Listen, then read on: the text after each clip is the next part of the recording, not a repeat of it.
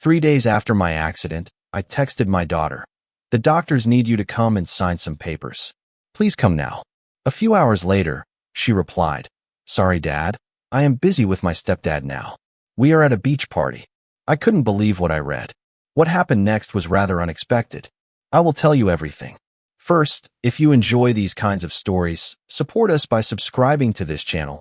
Click on the like button and tell us where you are watching us from in the comments section. Now let me tell you how everything unfolded.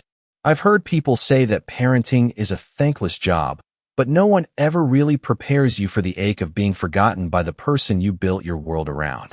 My name is Mark, and for 24 years my life orbited around one soul, my daughter, Alyssa.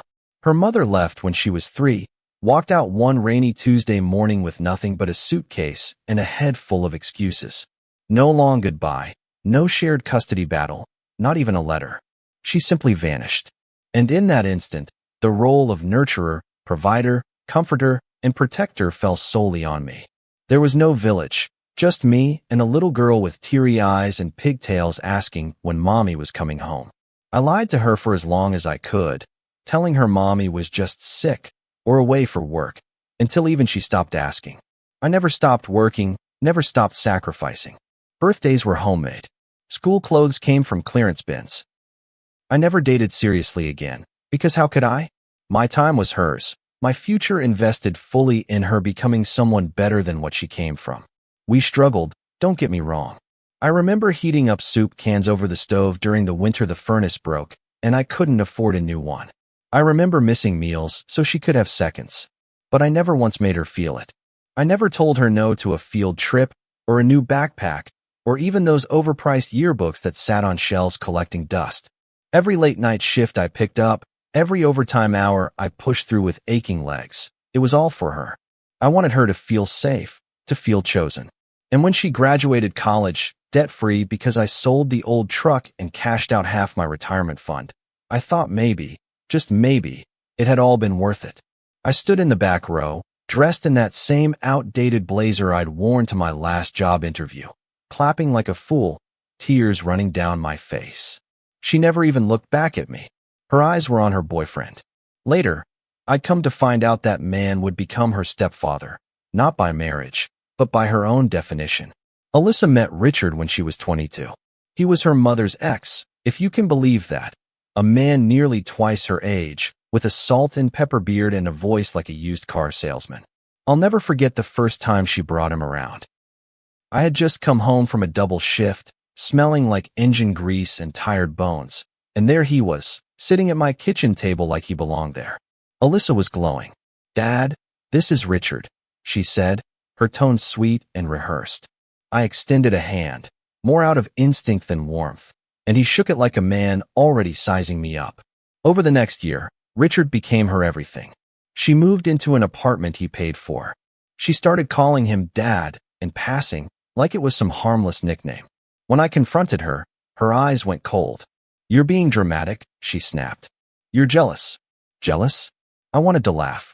Jealous of a man who waltzed into her life at the finish line while I'd been sweating through every mile of the race. Still, I bit my tongue.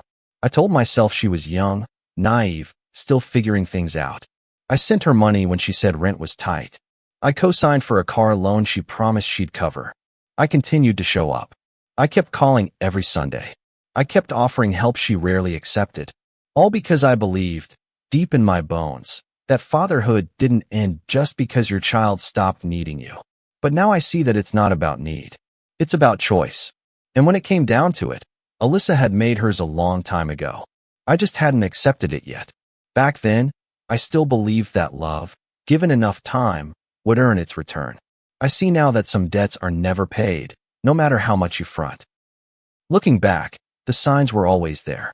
The late replies, the missed holidays, the way she smiled for Instagram selfies with Richard but forgot to call on Father's Day. But I kept swallowing the disappointment like bad medicine, telling myself it was just a phase. That's what parents do, right? We wait. We forgive. We hold out hope even when it burns. But let me tell you something they don't teach you in parenting books. Sometimes the people we raise become strangers. And sometimes the love we give becomes the rope they use to pull away from us. I just never thought my own daughter would treat me like a footnote in her story. I remember one night in particular, just months before my accident. She had promised to come over for dinner. I made her favorite, lasagna, with extra cheese just like she liked it when she was a kid. I even bought the overpriced wine she posted about on social media. I waited. The food got cold. My phone stayed silent. 3 hours later, I saw her tagged in a beach photo, sunset behind her, arms around Richard, that same smile I hadn't seen in person for years. I sat at that empty table for over an hour before I put the food in Tupperware and went to bed. That was the first night I seriously considered cutting ties. But I didn't, because I'm a fool. Or maybe just a father. Now, when I tell this story, people ask why I waited so long. Why I kept giving. Why I didn't walk away sooner. The truth is simple. She was my blood. My responsibility. And even though she treated me like I was nothing, I still remembered the nights I rocked her to sleep, the scraped knees I kissed, the monsters under the bed I chased away. I thought those memories mattered. I thought that history would hold some weight. But love isn't always enough. Not when it's one-sided. Not when it's blind. And so, when the accident happened, when my car flipped and I was lying in that hospital bed with tubes in my arms and a nurse asking if I had family to call, her name was still the first one that came to my lips. I should have known better. I should have called someone else. But after all this time, I still held on to a shred of belief that when it really mattered, she'd come through. That belief would be the last thing she'd ever take from me. I don't remember much about the accident itself, just the sound of metal screeching and glass exploding like tiny bullets, then nothing. When I woke up, my mouth was dry, my ribs screamed every time I breathed, and there was a sharp ache behind my left eye that pulsed like a warning. The doctor said I was lucky. If the truck had hit me an inch lower, I wouldn't have made it. I was in that hospital bed with tubes snaking into my arm and bruises blooming across my chest, and all I could think about was Alyssa. I didn't want her to hear from anyone else. I wanted her to know directly, from me, that I was hurt but alive, that I needed her. It was the first time in my life that I needed her to show up for me. Not emotionally, not metaphorically, literally. I needed her to walk into that room and be my daughter, not the distant stranger she'd become.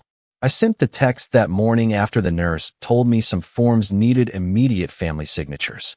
The doctors need you to come and sign some papers. Please come now. I wrote, keeping it simple, not wanting to guilt her, just hoping she'd hear the urgency.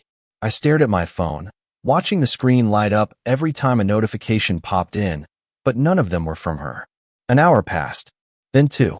A nurse came in with a clipboard and a sympathetic smile, gently reminding me that the forms were still unsigned. My hands were trembling, not just from pain or medication, but from the slow, gut-twisting realization that I might be doing this alone. Again. For hours later, her name finally appeared on my phone screen.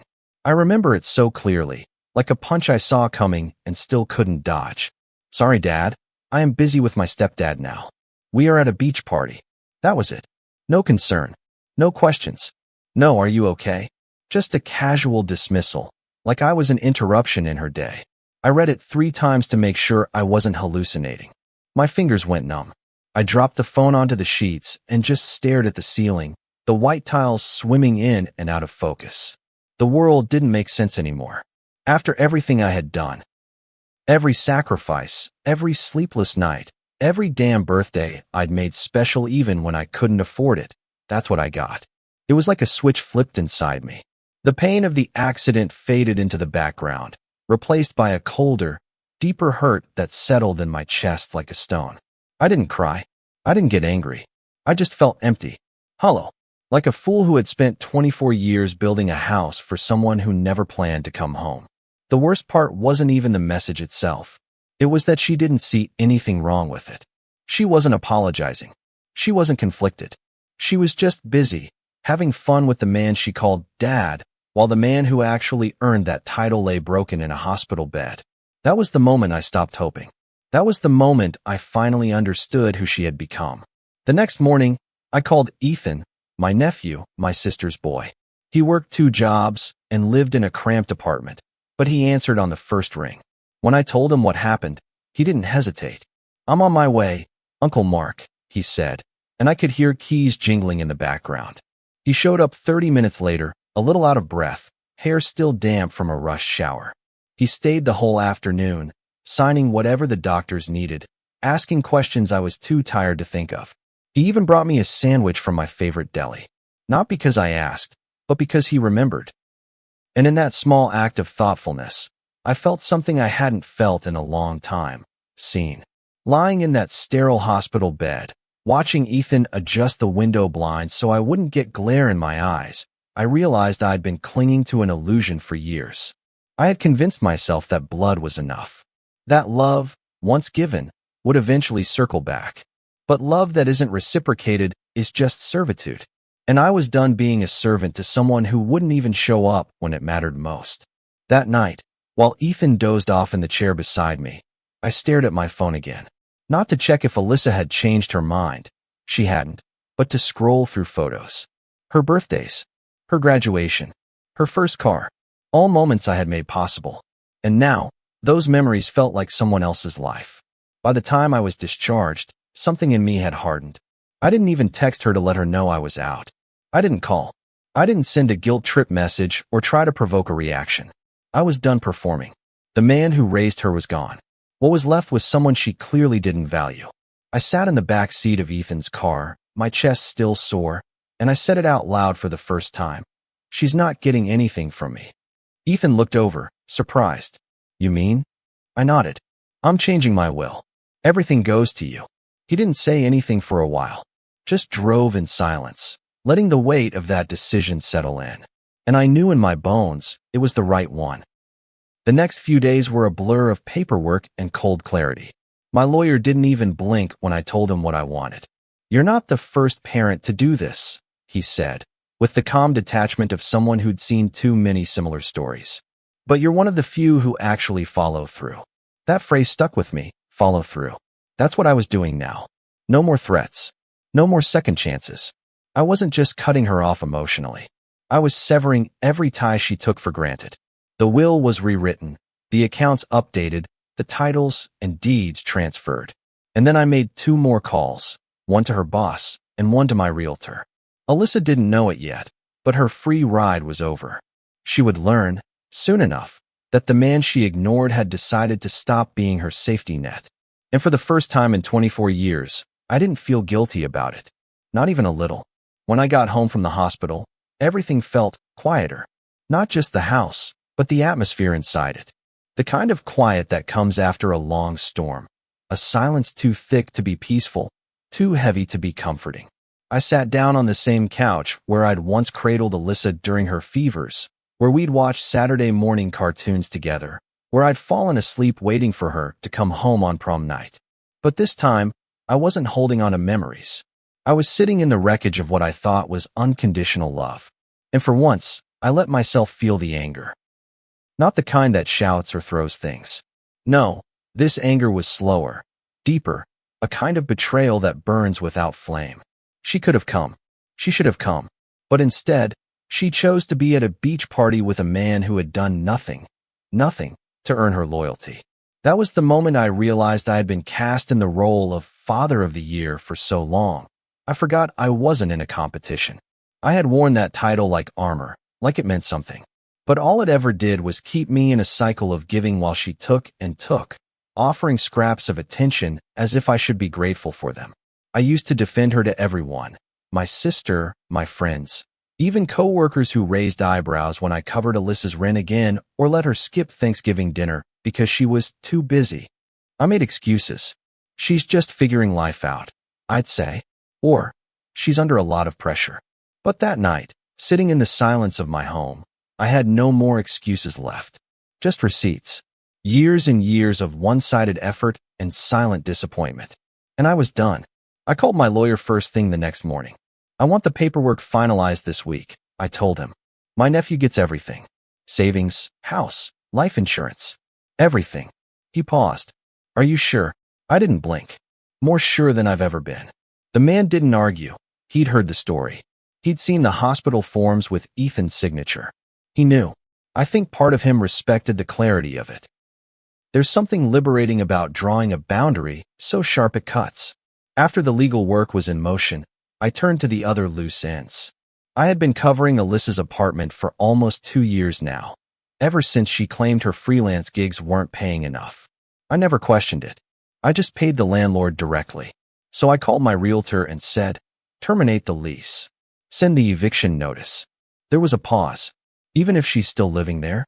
Especially because she is, I said. Then came the hardest call of all, one I had never imagined making. I picked up the phone and dialed her boss. A woman named Melanie, polite, efficient, someone I had helped get her business off the ground with a small investment years ago. I need to talk to you about Alyssa, I said. She won't be working for you anymore. Melanie was stunned. Mark, are you sure? She's been with us for almost a year. I didn't flinch. She's had enough doors held open for her. Time to learn how to knock on her own. I didn't know Alyssa that job. She hadn't earned it. I'd asked Melanie to hire her as a favor. That favor had expired. The fallout started 2 days later.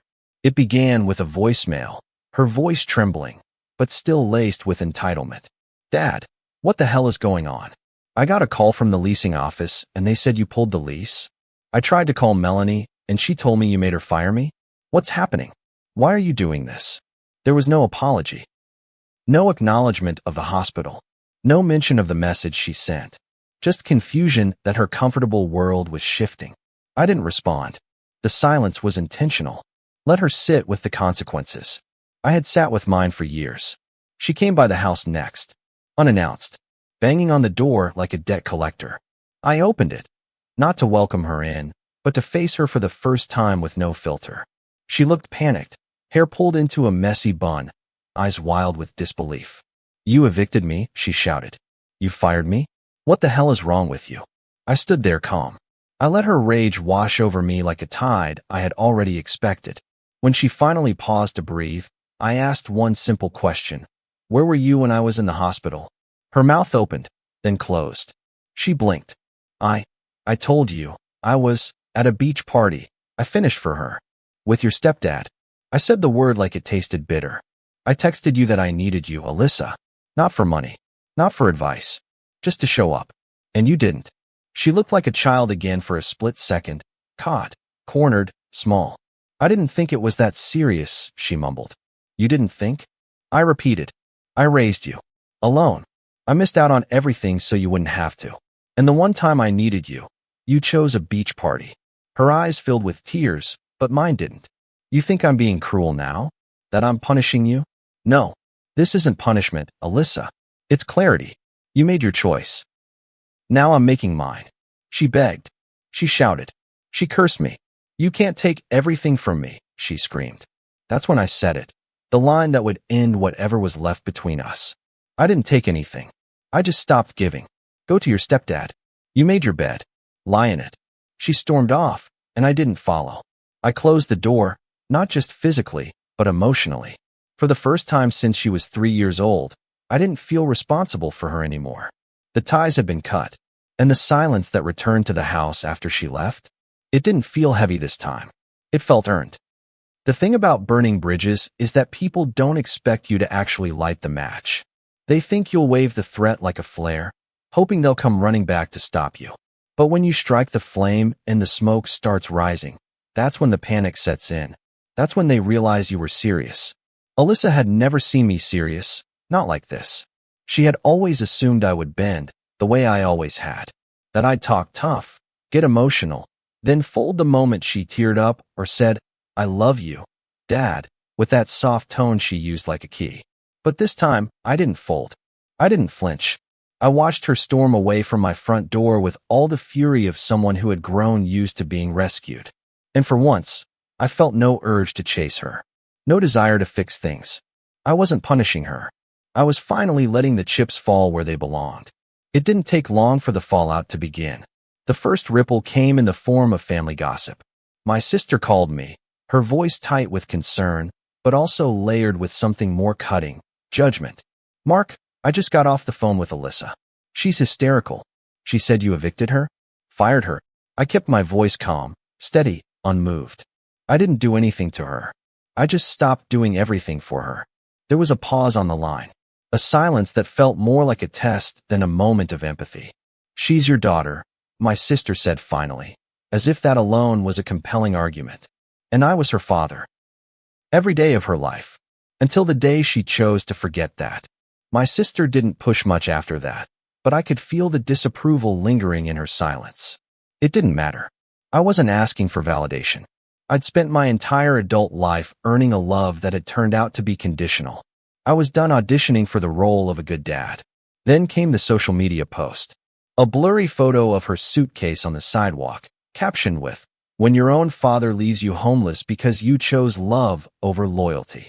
The comments poured in, sympathy from strangers who didn't know the first thing about what I'd done for her.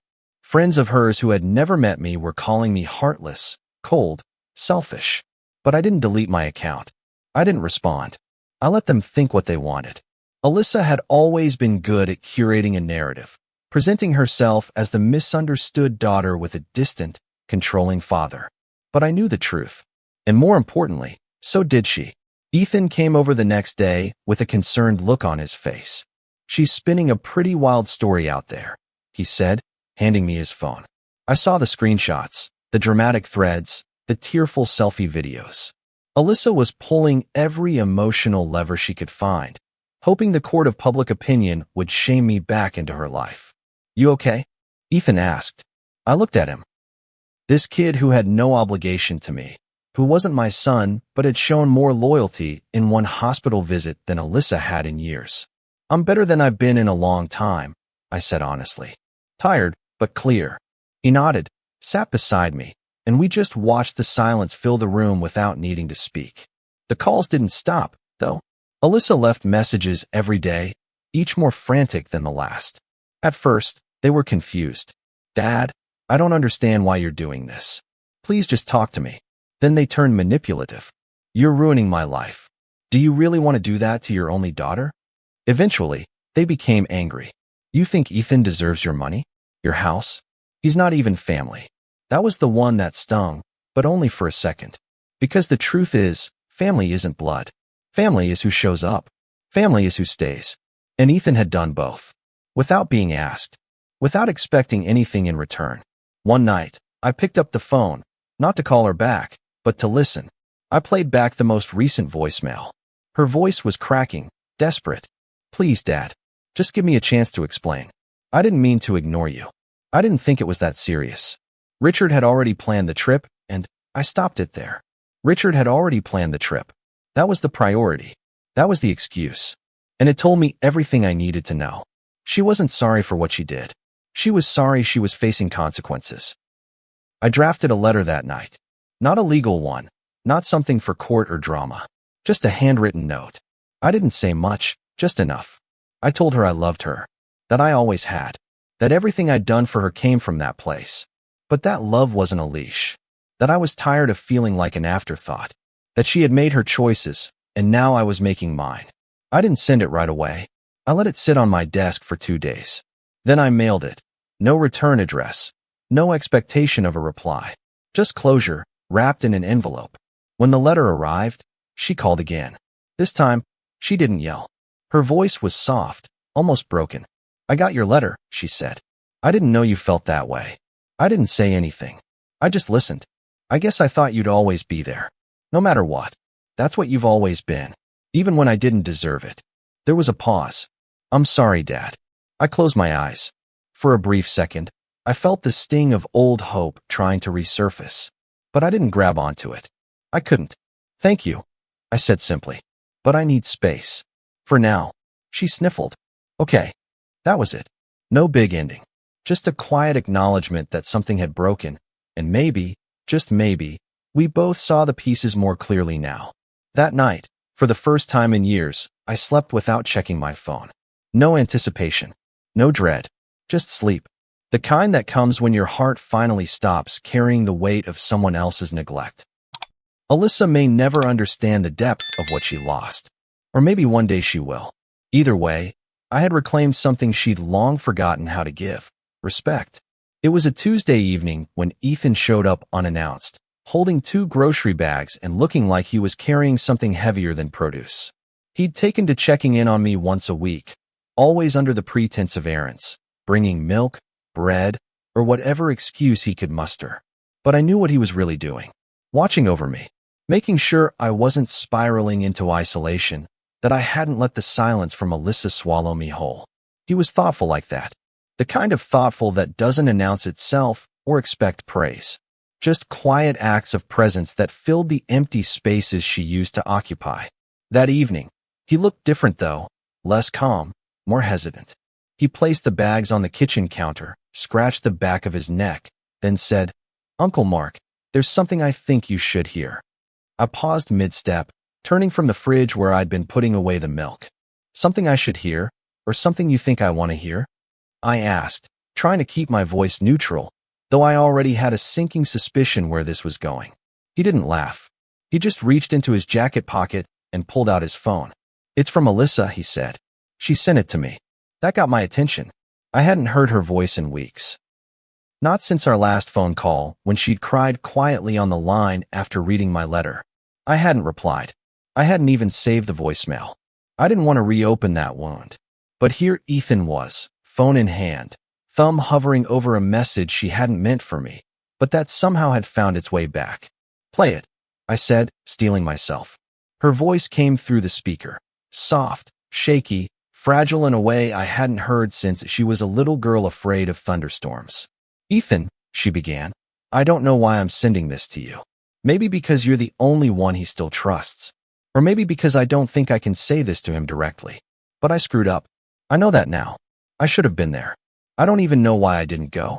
I thought there would always be more time. I thought he'd understand. He always understands." Her voice cracked, and there was a pause. I looked at Ethan, but he was already looking at me, his expression unreadable. The message continued. "I didn't mean to pick Richard over him. It just happened. And now, I feel like I don't have a dad anymore. And I don't blame him. I just wish I could fix it. I don't want his money. I don't want anything. I just want him to talk to me again." When the message ended, the silence between me and Ethan stretched longer than I expected. I didn't know what to say. Part of me was angry that she still hadn't called me to say those words. That she'd taken the coward's route, sending confessions to my nephew instead of facing me. But another part of me, the quieter part, the one that still remembered holding her the night she had her first nightmare, just felt tired. Tired of the distance. Tired of the pain. Tired of hoping and hurting in circles. I sat down at the kitchen table, ran a hand over my face, and let out a long breath. "Why do you bring this to me?" I asked, not unkindly. Ethan leaned against the counter, arms crossed. "Because I thought you'd want to know she's not painting you as the villain in every conversation. Not this one, anyway." I nodded slowly. "Did she ask you to play it for me?" He shook his head. "No.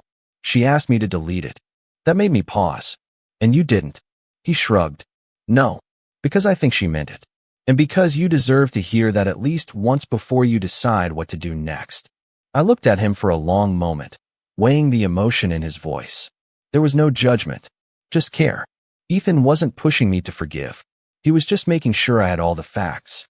And in that, he did something Alyssa hadn't in years. He respected my right to choose. I didn't call her. I didn't even text her. But I sat with that message for the rest of the night. Played it again once before bed. And somewhere between the second listen and sunrise, I realized something. I didn't hate her. I didn't want revenge. What I wanted, what I had always wanted, was for her to understand the weight of what I carried for her. To see me not just as a backup plan or a safety net, but as a human being. A man who had loved her beyond reason. Who had bent until he broke. And maybe, just maybe, that message was the first sign she saw that now. The next afternoon, I wrote another letter. Not long, just a few lines. I told her I got the message. That I appreciated the honesty. That I still needed space. But that I hurt her. Truly hurt her. I didn't say, "I forgive you." I didn't make promises. But I let her know the door wasn't locked, just closed. She didn't respond right away. And honestly, I didn't expect her to. But something in me shifted after sending that. Not toward reconciliation, but toward peace. Later that week, Ethan asked if I regretted anything. I looked out the window for a long time before answering. I regret giving so much of myself to someone who wasn't ready to receive it. But I don't regret loving her. You can love someone and still decide you don't want them in your life. He nodded, thoughtful. "I think that's the hardest kind of love," he said. "The kind where you set someone free and still carry the scars." He wasn't wrong. But I was learning, slowly, that scars didn't mean you had to keep bleeding. Sometimes they just meant you survived. Time doesn't heal everything. That's something people say to comfort themselves, a cliche thrown around like a bandage. But in reality, time just teaches you how to live with the hurt. You learn to stop flinching every time a memory comes back. You stop reaching for the phone when something reminds you of them. You stop expecting the apology that never arrives. And eventually, you learn to exist again, not because the wound is gone, but because you've built your life around it. That's what the weeks after Alyssa's message became for me. A quiet reckoning with the kind of love that doesn't come back, even when you leave the door open. I hadn't heard from her since I sent that last note. And I didn't wait. I didn't check my mailbox every day or keep my phone volume on at night. I just lived, watered the plants, cooked for myself, listened to old records that reminded me of a younger version of me. The man who once believed fatherhood was the highest calling. Maybe it still is, but only if it's mutual. The house felt different now. Not emptier, just recalibrated. I stopped seeing the place as a shrine to what was lost and started appreciating it for what it had given me. This house had held every version of me. The exhausted father rocking a toddler to sleep. The anxious man pacing the kitchen during her first school dance. The proud dad clapping at her graduation. And finally, the grieving man realizing she had moved on long before he did. Now, it held the man I chose to become. The man who had drawn a line, not in anger, but in self-respect. I started fixing things around the house I'd ignored for years. Leaky faucets. Cracked grout in the bathroom. The back deck that needed resealing.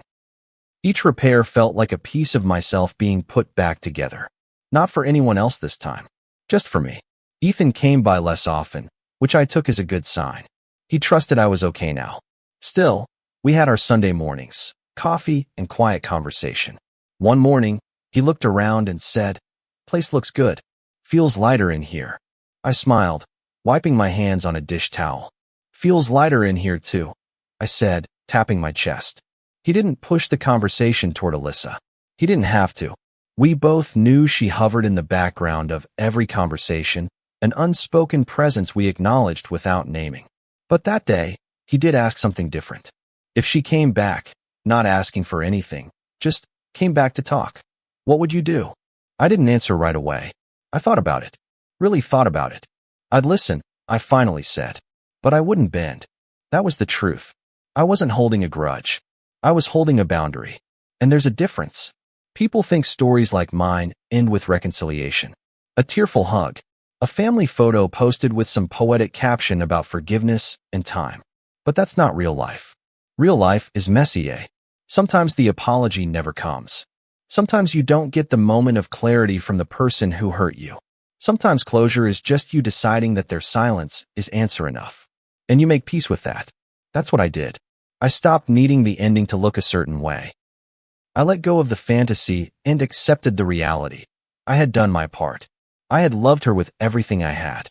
And when she needed to choose between showing up for me or chasing her own desires, she chose. I simply responded in kind. I still think about her sometimes. When I pass the bakery that made her favorite cupcakes. When I hear a certain song on the radio. When I see a father and daughter laughing in a park. Those moments don't hurt the way they used to. They don't slice. They just settle. Like a bittersweet sigh you carry without resentment. I don't wish her harm. I hope she finds her peace. I hope she grows. I hope Richard becomes whatever she imagined him to be. Because I'm not angry anymore. I'm just done. One day a letter arrived. Handwritten. No return address. The handwriting was unmistakably hers. I sat on the porch for a full hour before I opened it. It wasn't long. Just a few lines. She didn't ask for forgiveness. She didn't offer a detailed explanation. She just wrote, "I see it now. I see everything. And I hope one day I can earn the right to sit across from you and say that in person. Until then, I'm sorry." I folded the letter carefully and placed it in a drawer. Not because I planned to frame it or revisit it daily, but because it mattered. Not enough to change everything, but enough to be noted. I didn't reply. I didn't feel compelled to. That letter wasn't an invitation. It was a gesture, and I received it as such. Nothing more, nothing less. I ended up changing one thing in my will, not the recipient, but the language. I added a line. in recognition of loyalty, presence, and the kind of family that shows up when it matters most. Ethan deserved that. Not just the assets, but the acknowledgement. And if Alyssa ever read it one day, I wanted her to see those words and know exactly why things turned out the way they did. Looking back now, I understand something I didn't before. Fatherhood doesn't mean martyrdom. It doesn't mean bleeding endlessly for someone just because you raised them. It means giving love, but knowing when it's time to stop pouring it into a cup that refuses to be filled. It means knowing your worth even when the world, or your own child, tries to reduce you to a role instead of a human being. I'm not bitter. I'm not broken. I'm not waiting. I'm living. And for the first time in decades, that's enough. Have you ever had to walk away from someone you raised, loved, or sacrificed everything for? If this story made you feel seen, share your thoughts in the comments below. Your voice matters here. And if you believe stories like this deserve to be heard, don't forget to like the video, share it with someone who needs to hear it, and subscribe for more true stories about love, betrayal, and the strength it takes to finally say, enough. Because sometimes, the hardest goodbye is the one that sets you free. See you soon in the next story.